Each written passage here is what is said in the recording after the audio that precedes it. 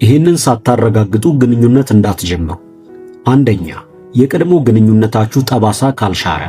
የቀድሞ የፍቅር ግንኙነታችሁ ጠባሳው ካልሻረላችሁ አሁን ድረስ ጸጸቱ የሚሰማችሁና የነዛ ሰዎች ናፍቆትም ሙሉ ለሙሉ ከውስጣችሁ ካልወጣ አዲስ የፍቅር ግንኙነትን ባትጀምሩ ይመረጣል። እንዲሁም ከነዛ ሰዎች ጋር አንድ ጊዜ ከተለያያችሁ በኋላ አልፎ አልፎ መደዋወልና የማህበራዊ ሚዲያ ገጻቸውን መከታተል በፍጹም አላስፈላጊ ነገር ነው። ይሄ አብረዋችሁ ያሉት ሰዎች እንዲጠራጠሯችሁ የሚያደርግ ተገቢ ያልሆነ ባህሪ ነው።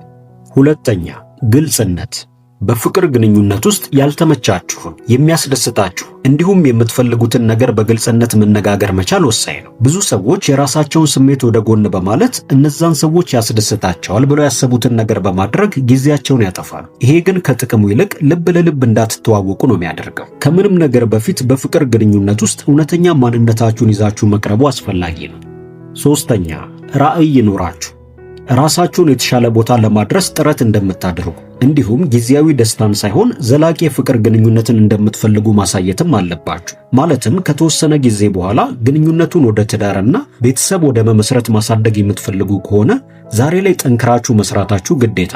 ከነዚህ ሰዎች ጋር የወደፊት ዓላማ ከሌላችሁ ግን ግንኙነቱን ቀድሞውኑ ባትጀምሩት ይመረጣል። ሌላው እነዚህ ሰዎች ጠንካራ ጎን እንዳላቸው ሁሉ ደካማ ማንነት ሊኖራቸውም ስለሚችል እሱን አምናችሁ መቀበልና ከጎናቸው መቆም በግንኙነት ውስጥ መሰረታዊ ነገር እንደሆነ እወቁ።